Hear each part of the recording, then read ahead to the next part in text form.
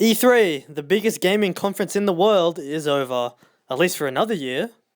This year's E3 was crammed full of stuff, good and bad. We will be talking about everything that happened in parts. Haggle 2!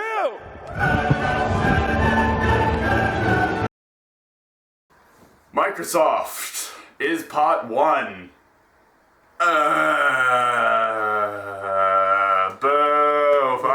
Microsoft epic fail at E3 this year. Totally failed. They screwed the pooch on so many levels. It shocked me. Yeah, I was like, wow. You know, You fucked us over. They're just trying to fuck the entire world over. Yeah, it was. Fuck. And like, I just think that the hardware is good with the Xbox One. The hardware's fine. It's not like a fucking Titan computer. Yeah. It's it's just a console for laid back gaming. Yeah, and it's shit. like it's good hardware, but there's like so many restrictions in it. Yeah, there is. Yeah, but with the restrictions, they are laying back a few. They have recently reversed a lot, like full on 180 degrees, a bunch of their codes. Yes. Conduct. There's I think they're making it region free. Yeah, that's one what I good heard. thing. You don't like I think the used games thing. That whole used games thing is that's gone now, so it will be able to play. But there's still a lot of the restrictions. Don't get Yeah. Plus, my biggest thing I really hate about it is the Kinect. The Kinect can watch you while like if you have it like in the room or something, and you don't like turn it off at the wall. Yeah. And it's fucking like it's always going to be watching. No matter what you do, if it's in your room, it's going to be watching you while you sleep. It can see in the dark. It can recognize faces. It can recognize logos that you're holding. For example, let's say you're eating a fucking bag of Doritos. It will recognize those Doritos, the logo of the Doritos, back onto your screen. Advertisement for Doritos will pop up. It's absolutely bollocks the way that they're doing this shit. I was so outraged, and plus I saw like a bunch of people interviewing them, and they were also like, oh yeah, the Xbox One needs a internet connection every 24 hours. Yeah. I don't know if they changed that. They changed that too. They changed that too? Well, they did. When they said it, and it was like, what about the people who don't have internet connection? Yeah. And then they were like, oh, we have a product for them. It's called the Xbox 360.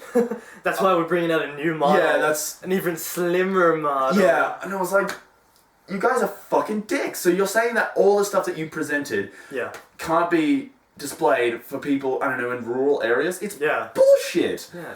It's like that, like the thinking that only demographic is large populated areas. Yeah. Like, it's like the entire state, really. pretty where they're much. based. But there's a lot of countries in the world. Plus, a lot of rural areas in the world that don't have good internet connections. Plus, I heard they don't even have a release date for Brazil, and Brazil are fucking outraged. Yeah, Brazil is one of the that is why they're rioting over there. Yeah, well, No, but all the hardware aside, they did bring some pretty promising games, some good exclusives. Not gonna lie. Yeah, no, they did have like the generic ones, like COD, the new COD, and it's like fucking dogs, Call of Duty dogs. Yeah, you can see the bone structure of the dog. Who gives a shit? Yeah, you can actually see where enemies' eyes are facing, even though I'm not gonna zoom in that heap, but AI is more intelligent. It knows how to. Yeah, Rise. That was big letdown. Yeah, I thought like the art design and the art kind of style for it and the graphics were very good. Very nice. It's just like the gameplay was just crap. I mean, it's like this is what I expect from like an NES game. Yeah. So I mean, jeez. Yeah. But there were a few that I really loved. There are a few gems in the rough. Yeah. There was Titanfall, which is also on PC though. So that's pretty much where all the players are gonna go to. That's where everyone's gonna go. Yeah. No one's gonna fucking get the Xbox. But I mean, it's just like, you like mechs? It's like, yeah. You like online shooters? And it's like, yeah. And it's like, fucking take it and buy it and play it. It's a huge, like, massive MMO. No single player, kind of single player. Yeah, they kind of have it's kind of integrated into the multiplayer. Kind of with Assassin's Creed, how they kind of like what was it with Revelations, how they kind of had a little bit of story mode in the multiplayer or something.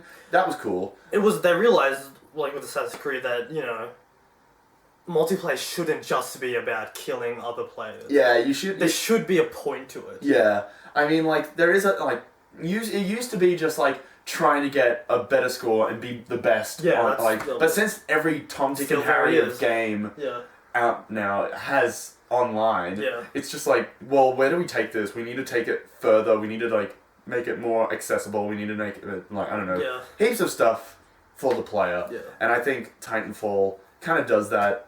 It's like because it's like it just looks fun. Yeah. Like just totally.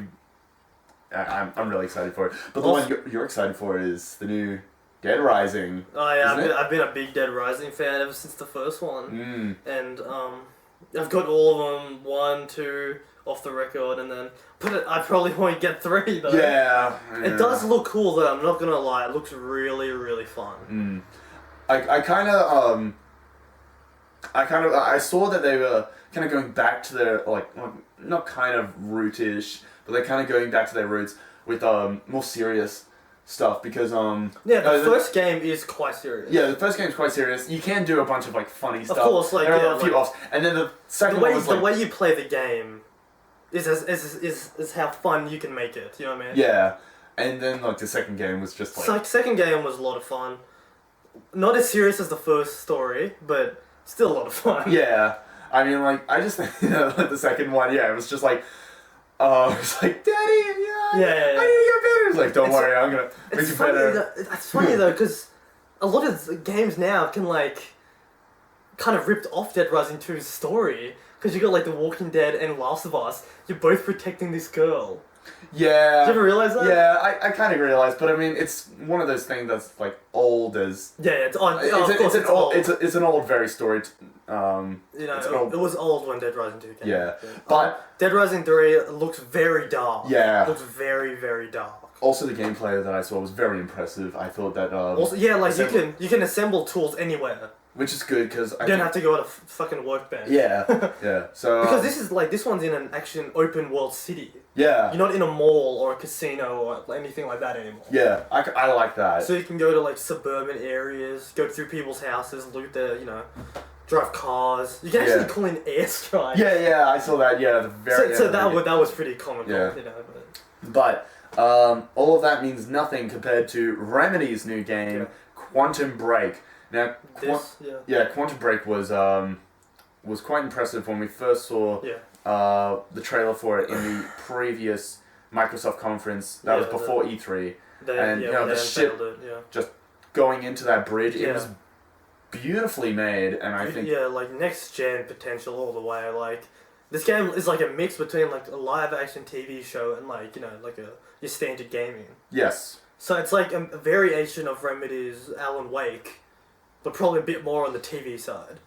Yeah, I would agree with that, but also I think it'll just be, be another Alan Wake, but instead of it having a kind of a horror-ish feel to it, it'll kind of that grittiness and like horror kind of element. Also kind of felt like it's gonna be more supernatural. Yeah, I think the Quantum Break's gonna be heaps.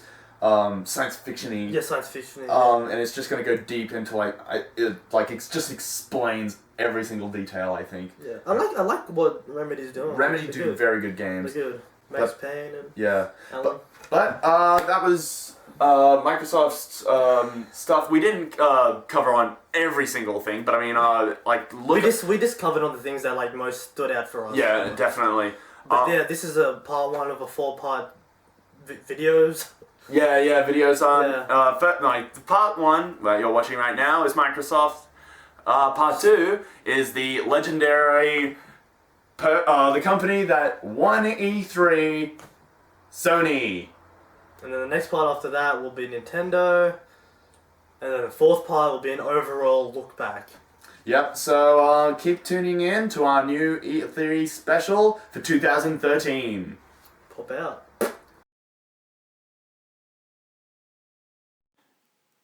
As CEO of Microsoft, it is my pleasure to announce Halo 5. Money. Master Chief is Qui-Gon Jinn.